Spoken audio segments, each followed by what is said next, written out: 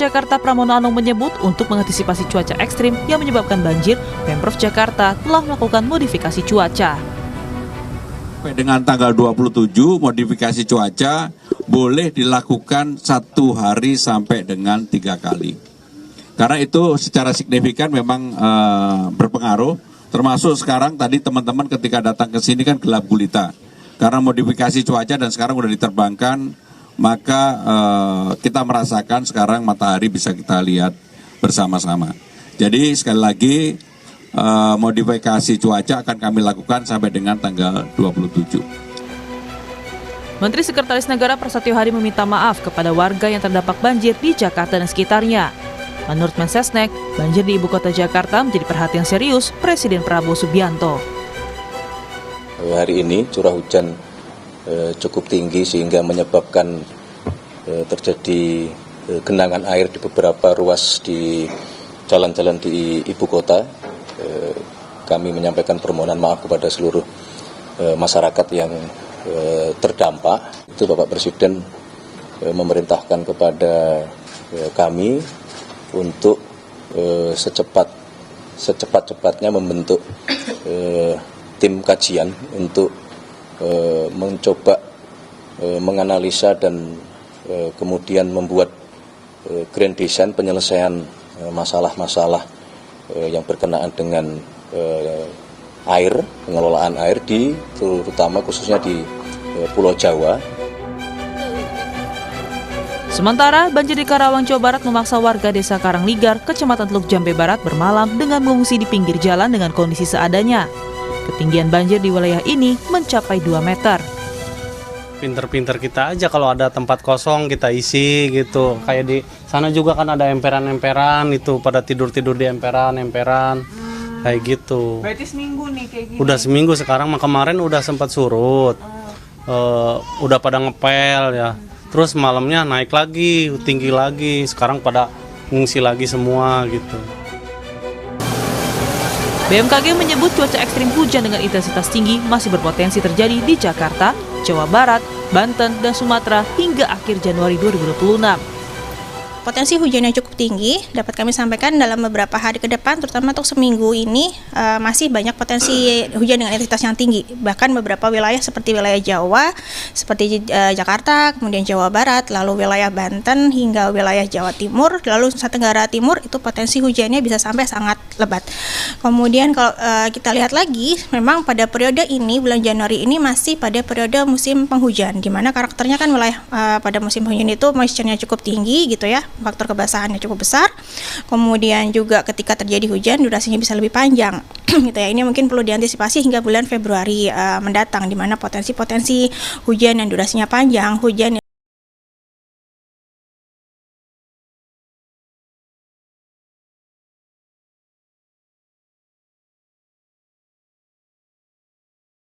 menyikapi serius rencana pengendalian banjir di wilayah terdampak agar tak setiap hujan datang warga yang jadi korban.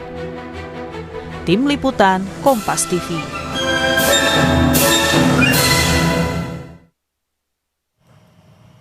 Cuaca ekstrim yakni hujan dengan intensitas tinggi beberapa hari terakhir terjadi di sejumlah wilayah di Indonesia, di antaranya di Jabodetabek hingga Jawa Barat. Kemudian bagaimana antisipasi yang harus dilakukan khususnya bagi warga terdampak?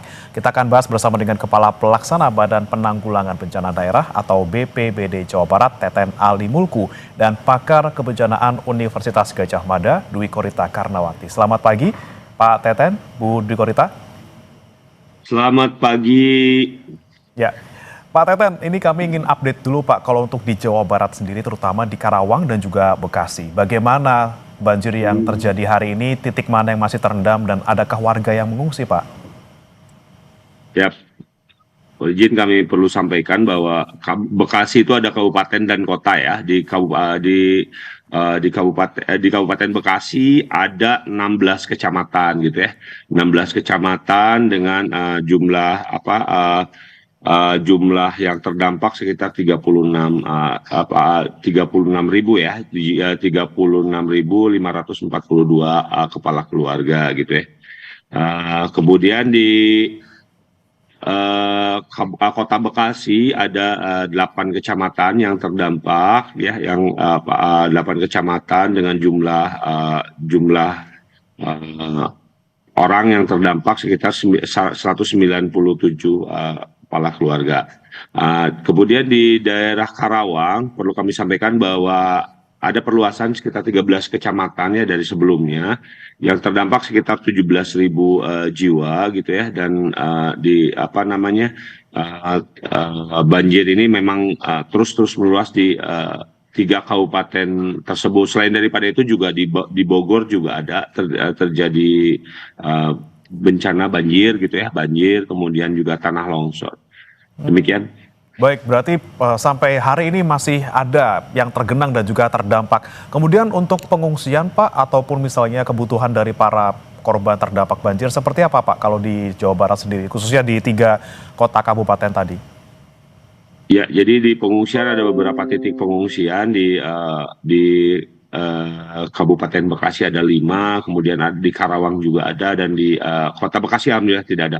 Di Kabupaten Karawang itu untuk masalah yang terjadi di Kalangnigar itu sendiri, memang banjirnya itu memang dalam proses mitigasi struktural yang terus kita lakukan, tapi musim hujannya memang keburu deras gitu ya. Dan ini kita support juga bantuan logistik dari pemerintah, dari BNPB, kemudian dari pemerintah provinsi, kemudian dari kabupaten kota juga ada, dan dari beberapa klaster logistik yang kita koordinasikan gitu, diantaranya memang dari Basnas, kemudian dari beberapa perusahaan CSR yang ada di wilayah Bekasi maupun yang ada di Jawa Barat dan DKI juga. Demikian.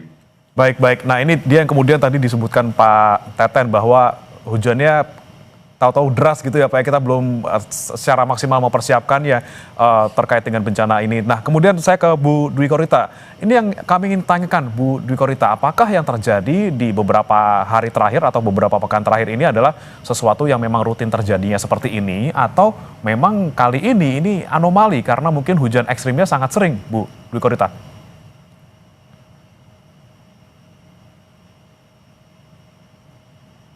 Bu Dwi Korita, untuk audionya bisa dinyalakan, Bu? Oh, maaf, ya. Kalau kita melihat data empiris BMKG, justru kejadian hujan ekstrim itu semakin meningkat frekuensinya, artinya semakin sering. Jadi yang dikhawatirkan itu akhirnya menjadi suatu kenormalan baru. Awalnya anomali, tapi data dan fakta menunjukkan lebih sering, dan ini mohon maaf ya, setiap Januari itu kan juga dari tahun ke tahun kan seperti ini, hanya ada peningkatan intensitas, kadang-kadang lompatan.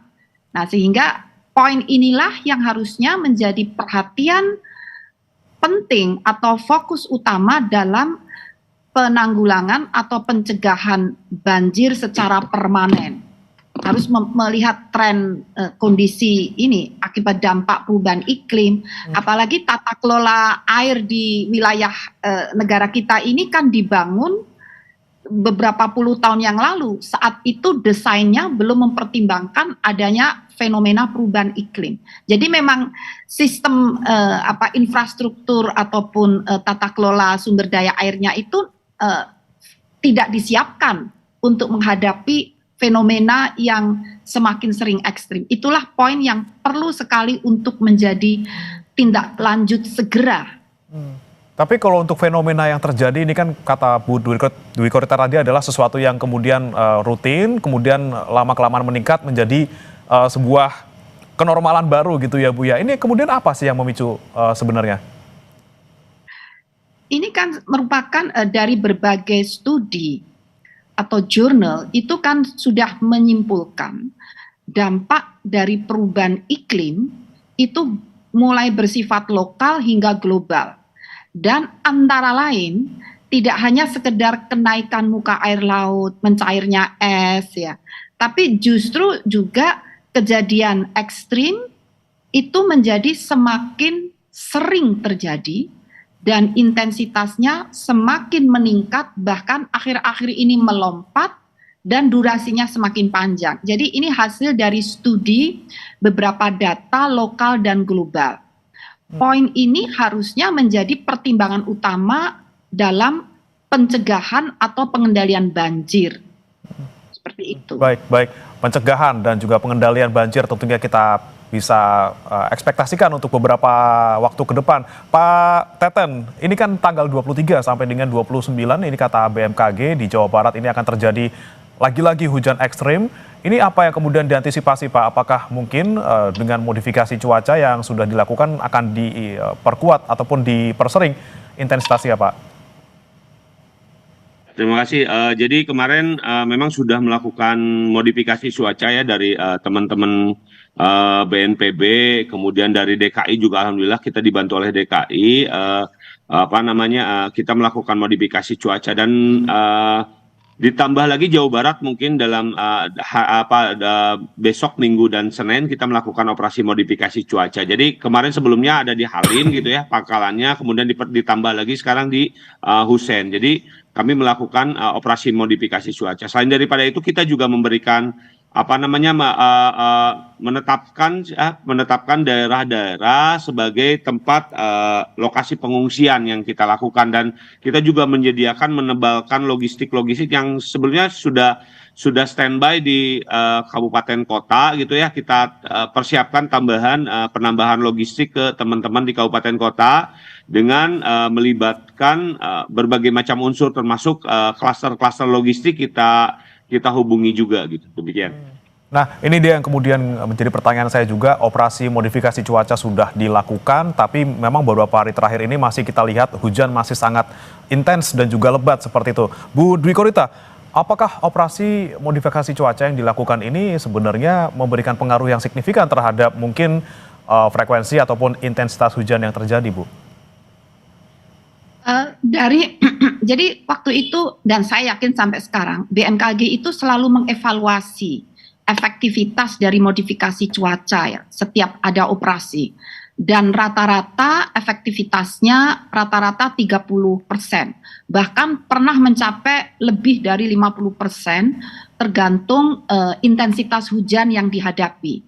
Jadi tidak selalu mengenolkan hujan, namun mengurangi. Dari hasil evaluasi, saya juga melihat fenomena ekstrim yang semakin sering dan tersebar hampir bersamaan di banyak provinsi. Tampaknya meskipun pelaksanaan ini sudah lancar ya, koordinasi sudah lancar, namun jumlah pesawat itu nampaknya yang masih harus ditingkatkan. Jumlah sorti ya, karena tidak mungkin ngantri ya. Karena kejadian dengan keterbatasan pesawat kan kadang-kadang gantian, ngantri, nunggu itu. Nah, ini udah banjir duluan. Sehingga ini barangkali yang perlu juga ditingkatkan bagaimana frekuensi atau jumlah sorti penerbangan itu ditingkatkan sesuai dengan ekstremitas yang ada. Dan nampaknya itu sesuatu tantangan karena jumlah pesawat yang masih terbatas. Bapak Kalaksa pasti juga paham ya bagaimana harus nunggu pesawatnya belum datang, masih di Papua, masih di sini. Oh, jadi padahal Indonesia kan sangat luas dan ekstrimnya bersamaan gitu. Demikian. Tapi selain tadi peningkatan sorti gitu ya ataupun unit pesawat yang untuk modifikasi cuaca, apalagi sih Bu yang bisa dilakukan paling tidak untuk jangka pendek untuk mencegah banjir ini jangan sampai parah-parah banget gitu, Bu? Nah, jadi strategi yang pernah kami gunakan adalah tidak menunggu awan itu sampai berkumpul. Jadi awan masih muncul sedikit, itu langsung disergap, disemai, diturunkan. Sedikit disergap, semai, turunkan. Nah, namun meskipun katakanlah jumlah pesawatnya memadai, atau krunya juga perlu. Kru itu harus ada istirahat ya. Katakanlah 8 jam bekerja harus istirahat. Nah, jadi dia nggak bisa habis terbang langsung suruh terbang lagi, itu nggak bisa. Jadi selain itu juga SDM-nya, tidak hanya fasilitasnya, tapi juga SDM krunya itu sudah harus, ini mau landing, ini kru ini sudah standby, ini harus sebelum ini landing, ini terbang lagi dan seterusnya, terus terus-menerus berganti. Dan diperkuat dengan AI, saya rasa sudah saatnya kita mengintegrasikan artificial intelligence untuk meningkatkan akurasi target sasaran itu dan perhitungannya agar lebih cermat, lebih tepat. Tanpa mengurangi, artinya yang sudah terjadi ini saya lihat itu sudah cukup bagus ya dengan berbagai keterbatasan. Salut kepada semua yang terlibat. Namun kita kan kondisi ekstrimnya ini kan tidak bisa memaklumi keterbatasan kita. Terus meningkat, itu poinnya. Demikian. Baik, lagi-lagi manajemen waktu, kemudian SDM dan juga akurasi sasaran di tempat yang tepat gitu ya untuk modifikasi cuacanya. Pak Teten, untuk daerah-daerah yang mungkin nanti bisa diperingatkan gitu Pak untuk bisa waspada dari tanggal 23 sampai 29 ini, selain tadi ada di Karawang, kemudian Bekasi dan juga di Bogor, baik kota maupun kabupaten, mana saja Pak? Ya, jadi kita hampir seluruh di Jawa Barat ini memang berpotensi terhadap bencana ya, bencana hidrometeorologi baik banjir maupun longsor gitu ya. Terutama di daerah-daerah selatan itu yang notabene tanahnya memang sangat subur gitu ya dan sangat sangat rentan terhadap bencana. Itu kami memberikan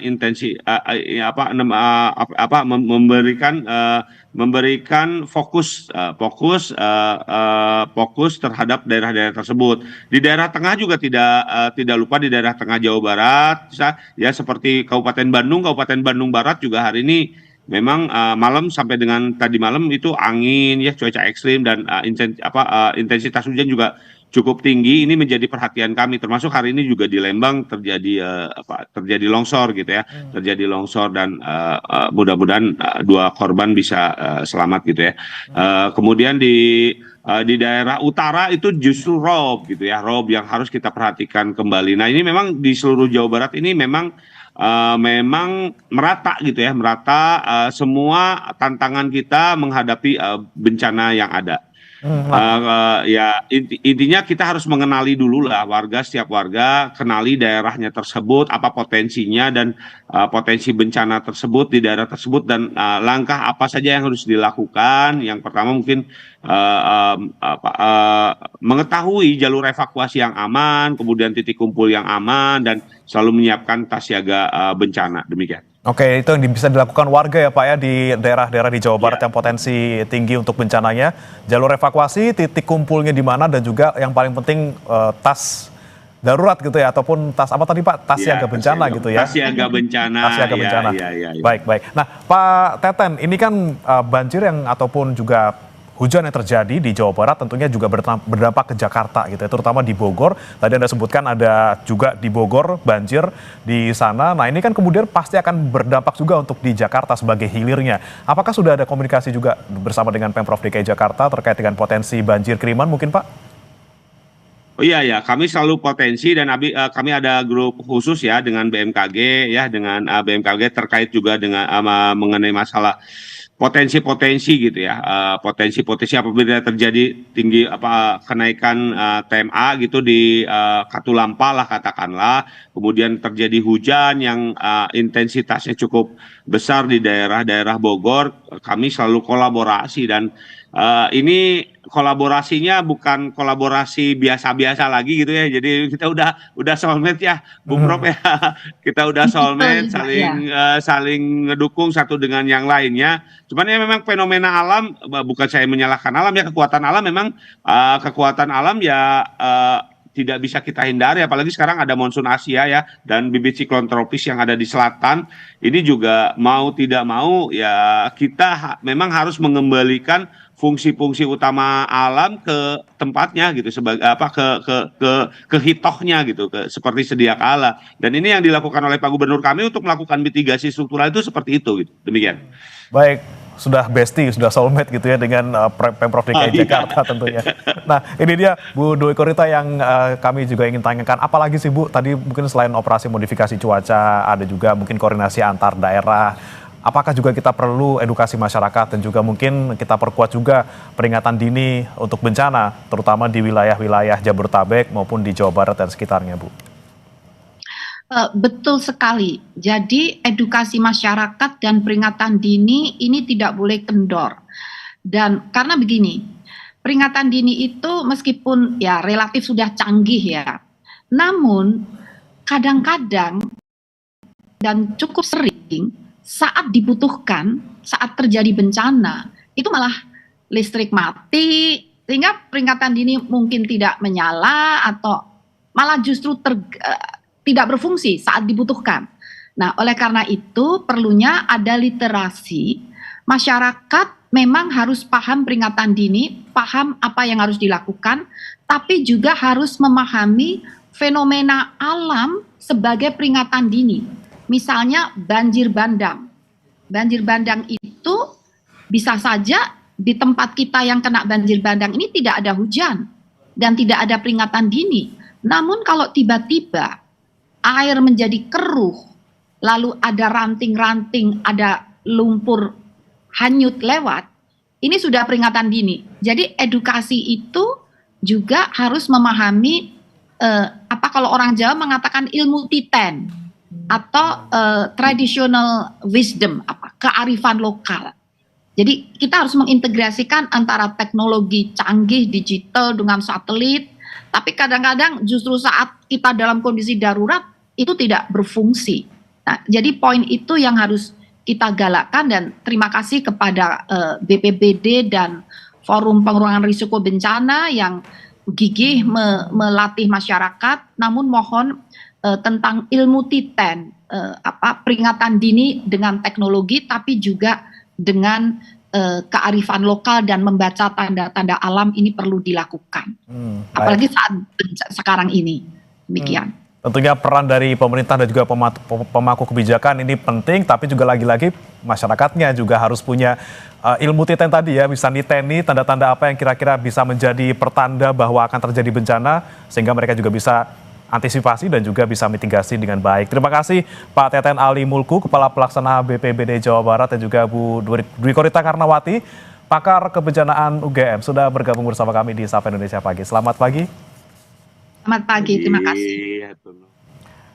Saudara, 2 bulan pasca bencana Sumatera, Puskesmas Kecamatan Rantau Aceh Tamiang masih kekurangan alat medis. Informasi yang akan hadir usai jeda berikut.